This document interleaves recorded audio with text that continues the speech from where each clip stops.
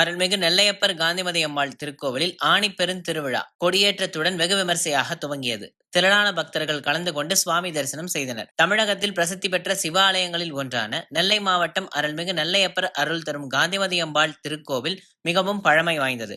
முன்னொரு காலத்தில் வேதசர்மா இறைவனுக்கு திருஅமுது படைக்க காயப்போட்டிருந்த நெல் மழையினால் நனையாதபடி வேலியிட்டு காத்ததால் இறைவன் நெல்வேலிநாதர் என சிறப்பு பெயர் பெற்று ஊருக்கும் திருநெல்வேலி என்று பெயர் வர காரணமாயிற்று. திக்கெல்லாம் புகழ் பெறும் திருநெல்வேலி என்று ஞான சம்பந்தரால் பாடல் பெற்று பெருமையுடையதும் பஞ்ச சபைகளில் தாமிர சபை இங்கு அமைந்திருப்பதும் என பற்பல சிறப்புகள் நிறைந்தது. 48 நாட்கள் நடைபெறும் இந்த ஆணி பெருந்திருவிழா கடந்த மே மாதம் ஊர்காவல் தெய்வமான பிட்டாபுரத்தியம்மன் கொடியேற்றத்துடன் துவங்கி தொடர்ந்து விநாயகர் திருவிழா, மூவர் திருவிழா, சந்திரசேகரர், பவானி அம்பாள் திருவிழா என சிறப்பாக நடைபெற்று வருகின்றது. இந்த ஆண்டிற்கான ஆணி பெருந்திருவிழா கொடியேற்றம் வெகு விமர்சையாக நடைபெற்றது.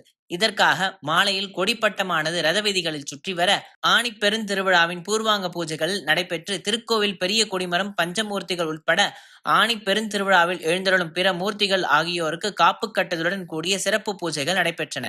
திருவிழாவின் தொடக்கமாக அதிகாலை 3 மணிக்கு திருக்கோயில் நடை திறக்கப்பட்டு விஸ்வரூப தரிசனம், காலசந்தி பூஜைகள் நடைபெற்றது. கொடிமரம் அருகில் அஸ்திரதேவர் மற்றும் கலசங்களுக்கு மகா மண்டபத்தில் அமைக்கப்பட்டுள்ள யாகசாலையில் ஹோமங்களுடன் பூஜைகள் நடைபெற்றன.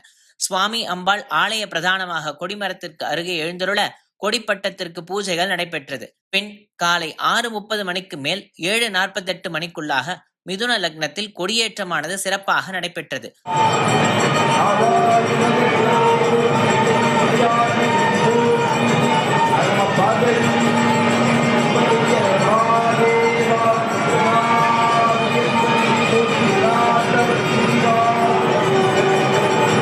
அதனைத் தொடர்ந்து கொடிமரத்திற்கு 16 வகையான பொருட்களால் அபிஷேகங்கள் நடைபெற்றதும் பட்டு வஸ்திரங்கள், மலர் மாலைகளால் அலங்காரம் செய்விக்கப்பட்டு வேத விற்பன்னர்கள் 4 வேதங்கள் கூற, ஓதுவா மூர்த்திகள் பஞ்ச புராணம் பாட கொடிமரத்திற்கு நட்சத்திர ஹாரத்தி, கோபுர ஹாரத்தி, சோடச உபசாரங்கள் நடைபெற்றது.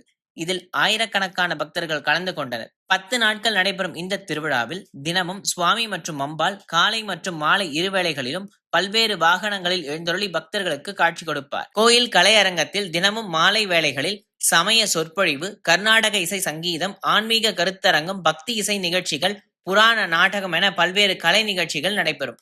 சிகர நிகழ்ச்சியாக ஆசியாவிலேயே அதிக எடை கொண்ட பெரிய தேரான சுவாமி நெல்லையப்பர் திருத்தேர் ஓட்டம் மற்றும் 5 திருத்தேர் ஓட்டமானது வருகின்ற 28ஆம் தேதி நடைபெறவிருக்கின்றது.